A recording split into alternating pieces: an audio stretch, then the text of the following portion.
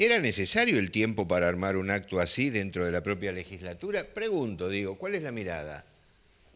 Bueno, entender que siempre tenemos que trabajar a favor de la memoria. La memoria es activa, no es algo paralizado, la memoria no está en un museo. Cada vez que reflexionamos y pensamos en relación a los hechos ocurridos en nuestra propia vida, en el consultorio psicológico, las personas vienen con su historia, con lo que pueden recordar. A mí me gusta mucho una frase de Borges. Borges dice, ¿sí?, que el pasado es arcilla que el presente moldea a su antojo, ¿no? Es decir, el presente va moldeando al pasado porque vamos resignificando la historia, ¿no? Entonces, creo que estas disidencias, estas diferencias de lecturas con respecto al pasado, abre un debate importante, un debate que tenemos que seguir estableciendo sin denostar violentamente al otro, entendiendo que hay relecturas del pasado y no es lo mismo, y ahí es donde vamos a entrar ya a pensar e invitar a la audiencia a pensar, establecer eso que se llama la teoría de los dos demonios. Podríamos decir que la teoría de los dos demonios la podríamos articular a cualquier guerra donde hay un paralelismo, ¿sí?, donde vamos a poner el ejemplo de Rusia y Ucrania, ¿no? Es decir, ahí tenemos la lucha de dos demonios, ¿no? Un Estado que ataca al otro, los muertos tirados en el piso, los edificios derribados.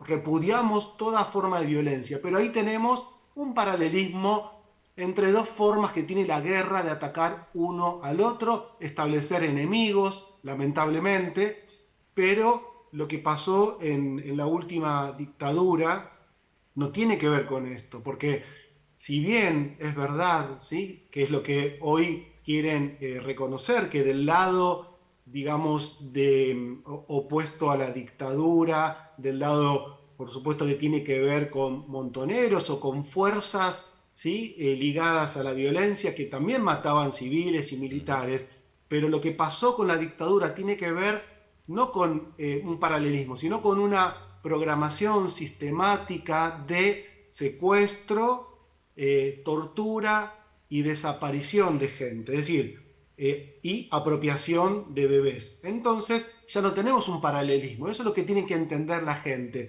que es repudiable también cualquier forma de violencia, pero no es lo mismo una guerra donde uno mata al otro, donde aparece un sistema perverso y cruel de, vuelvo a decir, secuestro, tortura, desaparición, apropiación de bebés.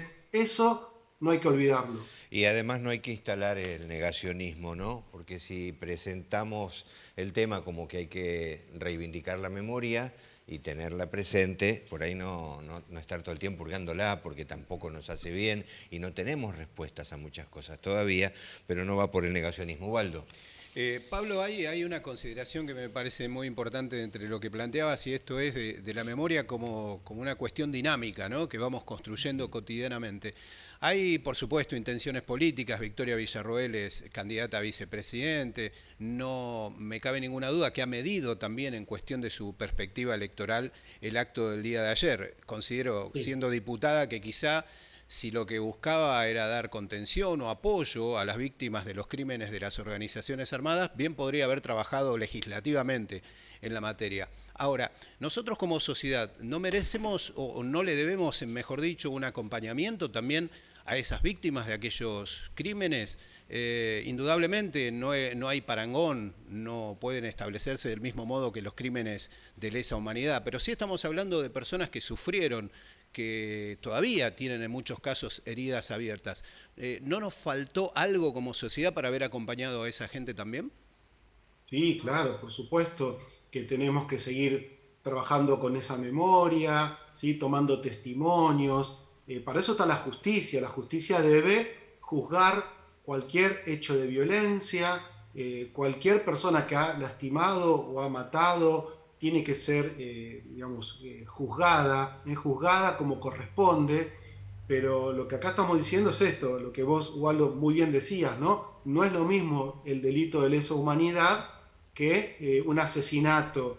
Acá hablamos de una dictadura, cívico, militar y eclesiástica. Es decir, es un combo muy complejo donde pasaron un montón de horrores que va más allá de una guerra y va más allá de el hecho mismo de lastimar y asesinar, que ya en sí mismo es muy repudiable. Pero por supuesto que tenemos que seguir pensando que quizás falte escuchar otras voces. Está muy bien que aparezcan otras voces, pero llamemos a las cosas por su nombre y volvemos a decir, hay que desterrar esta idea de que se trató de algo similar y paralelo, ¿no? Son dos formas distintas de lucha, ¿eh? Y también, como dice Ubaldo, no es casual, digo, es absolutamente pensado y armado para este tiempo, en un momento de definición política, lo que planteaba Ubaldo, seguramente por ahí. ¿Has hablado con Nora, con Cortiñas en este último tiempo? ¿O sé de tu relación con ella?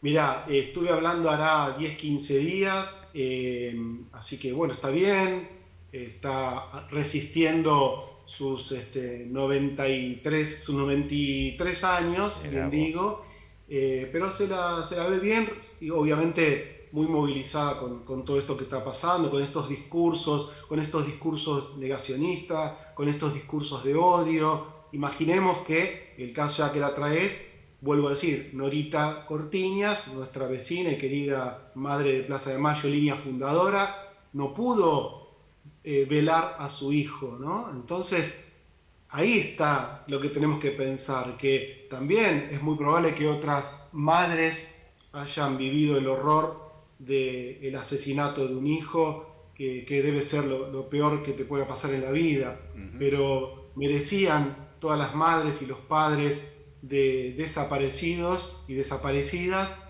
la aparición y la posibilidad de, como decía Estela, ¿no? De llevarle Estela de Carlotto, llevarle una flor, ¿no? Acercarte al cementerio, transitar el duelo, porque un familiar que no puede encontrarse con el cuerpo de su ser amado muerto, todo desaparecido y toda desaparecida deja en los familiares una herida abierta y que ese duelo queda abierto. El duelo tiene que transitarse y se tiene que cerrar. Esto se trabaja mucho en terapia, ¿no? Toda persona que pierde un ser amado por enfermedad, por muerte, lo que tiene que transitar es un duelo hasta que te das cuenta de que esa persona está muerta y transitaste tu duelo. No es el caso de las madres y los padres de víctimas del terrorismo de Estado y con hijos e hijas desaparecidos. Sigue siendo dificilísimo, imposible ponerse en ese sitio cuando alguien dice estaba todo listo, estaba todo armado por la ausencia. Esa ausencia de no despedir, pensaba en el velorio de mi papá, pensaba en las cenizas de tus viejos, de llevarlas a donde consideras que tenían que estar, de cerrar de alguna manera una historia. Es absolutamente necesario. Sí, es muy difícil ponerse en ese sitio. Bueno, no sé, Ubaldo, ¿algo más? Es una reflexión que queríamos que nos ayude Pablo. Sí, indudablemente el aporte de Pablo nos aporta claridad para ideas encontradas que tenemos en muchos casos, ¿no? Y pensaba en esto que vos marcabas recién, Pablo, en relación al cierre de ciertas historias, como también lo parafraseaba Raúl. Evidentemente hay algo que no resolvimos bien de los años 70, ¿no? Porque 50 años después de aquello, en muchos casos seguimos tropezando contra algunas de esas piedras y nos cuesta muchísimo ponernos de acuerdo. Sí, sí, es verdad, Waldo, eso. Por eso está muy bien que se establezca el debate, está muy bien que pensemos diferentes, porque eso es lo más importante. Cuando vamos pensando diferente, vamos armando esa historia. Hay que escuchar todas las versiones, porque lo peor que nos puede pasar es el discurso único, la verdad única. Eso, no sé, el nazismo tiene esa estructura, ¿no? Entonces digo, un montón de holocaustos, un montón de guerras, es construir una otredad que hay que desaparecer, exterminar, y todo lo contrario, la belleza de la vida es lo diferente, la diversidad, porque ustedes dos y yo, los tres somos distintos, podemos armar este diálogo y seguramente nos quedaremos pensando. Lo que nos preocupa como país, por favor, es esto, ¿no? Es que esas diferencias no armen estos discursos de odio que llevaron casi a un magnicidio, ¿no?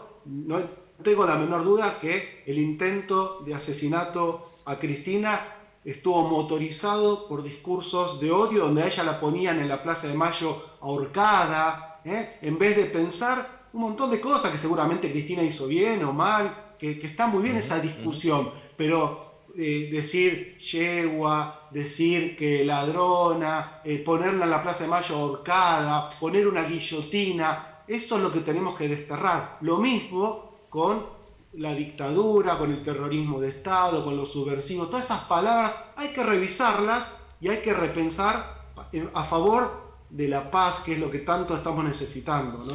Bueno, Pablo, tanto se me ocurre para seguir, porque digo, entre la angustia y la miseria de no poder comer, también sentarnos a repensar, alguno dirá, no tengo tiempo para esto, apenas subsisto. Pero es muy largo, ayúdanos a seguir charlando otro día, ¿puede ser?